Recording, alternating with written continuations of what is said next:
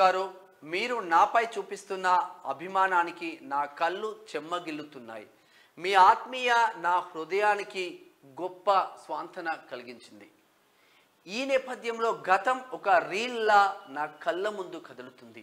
ఇన్నాళ్ళు నేను ఒక సస్పెండ్ ఆఫీసర్గా సోషల్ స్టిగ్మా అంటే మరకను మోసాను.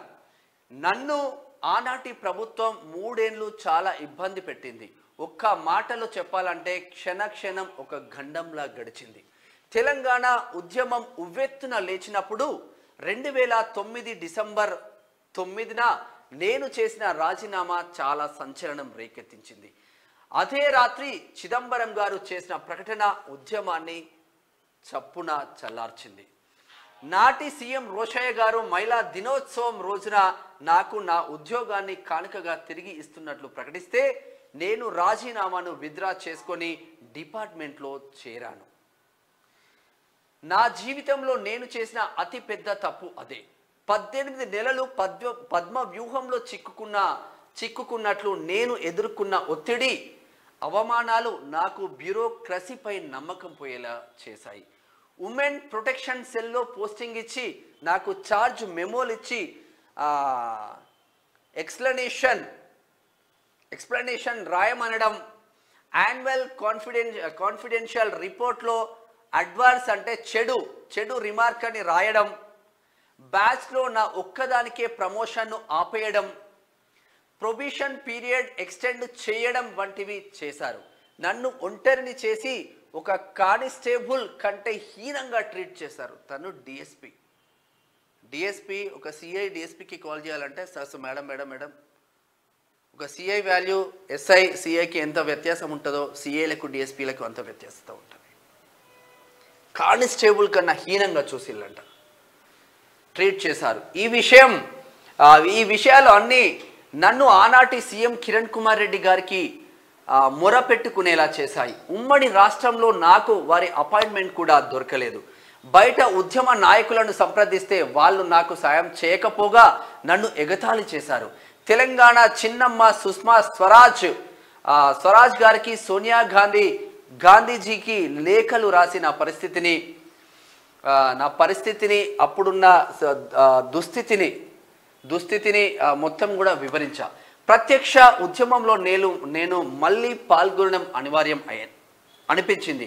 అందుకే 1/11/2011 నా ఫార్మేట్లో డీజీపీకి రాజీనామా ఇచ్చేసి ప్రజల్లోకి వెళ్ళాను.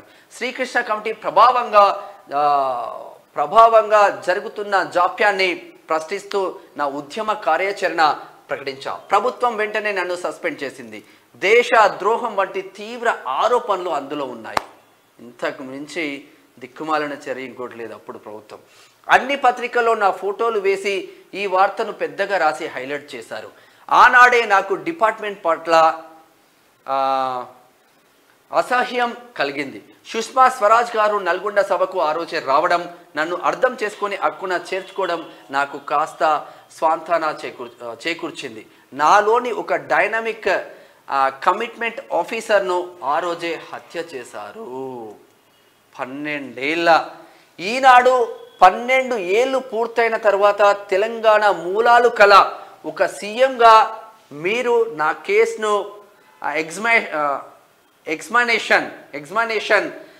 ఎగ్జామినేషన్ పూడ్చిన శవాన్ని వెలికి తీయడం చేస్తున్నారు. మరణం కారణం తెలుసుకోవాలి అనుకుంటున్నారు. చాలా చాలా సంతోషం. ఇన్నాళ్లకు నా పోరాటాన్ని సంఘర్షణను జనం తెలుసుకునే ఒక సందర్భం సృష్టించారు. మీకు నా హృదయపూర్వక కృతజ్ఞతలు. మీ ద్వారా తెలంగాణ ఉద్యమంలో బ్రతికి బయటపడి సర్వస్వం కోల్పోయిన వాళ్ళలో నేను ముందు వరుసలో ఉన్నానన్న విషయం ప్రజలకు అర్థమైంది. నిజం నిలకడ మీద తెలుస్తుంది అన్నది నిరూపణ అయింది. ఉద్యమంలో నేను నిర్వహించిన కీలకమైన పాత్ర నన్ను ప్రజలకు దగ్గర చేసింది. కానీ నా బంధు మిత్ర పరివారం మాత్రం అందరూ నన్ను వెలివేశారు. సోలిటరీ కాన్ఫినెంట్మెంట్ అనే శిక్షకు 10 ఏండ్లు అనుభవించా. పర్యావసనంగా ఇల్లు, కుటుంబం, ఆరోగ్యం, మనశ్శాంతి అన్నీ కోల్పోయి చివరికి ఎక్కడికి అయిపోయిందంటే ఇది ఎంత ఎంత ఘోరంగా రాసిందంటే నిజంగా కళ్ళకు నీళ్ళు వస్తున్నాయి. ఒక్కొక్కసారి చదివితే చాలా నీళ్ళు వస్తున్నాయి. మరి ఇప్పటికైనా మరి ఏం జరుగుతుంది? ఇప్పుడు అన్ని పుస్తకాలు రాస్తున్నారంట, తెలుగులో, హిందీలో, ఇంగ్లీష్లో పుస్తకాలు రాస్తా ఉన్నా.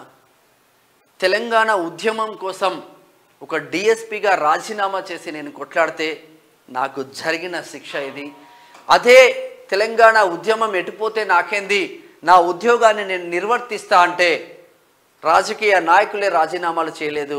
నా ఉద్యోగంలో నేను ఉంటే ఈరోజు ఏ స్థాయిలో ఉండేది నళిని ఒక్కసారి అర్థం చేసుకోండి తెలంగాణ ప్రజలారా. చాలా కళ్ళకు నీళ్ళొచ్చే సంఘటనలు అవి. ఇప్పుడున్న ప్రభుత్వం సీఎం రేవంత్ రెడ్డి చొరవ తీసుకుంటున్నారు, నిజంగా హర్షణీయం. తను మళ్ళీ మంచి పోస్ట్లోకి రావాలి, అవకాశం ఉంటే మళ్ళీ తెలంగాణలో కీ రోల్లో ఉండాలని క్యూ న్యూస్ కూడా కోరుకుంటుంది. ఇది ఇప్పటి వరకు నా వార్తా విశేషాలు. చూస్తున్నా ఉన్నట్టు క్యూ న్యూస్. నేను మీ మేనం శ్యామ్.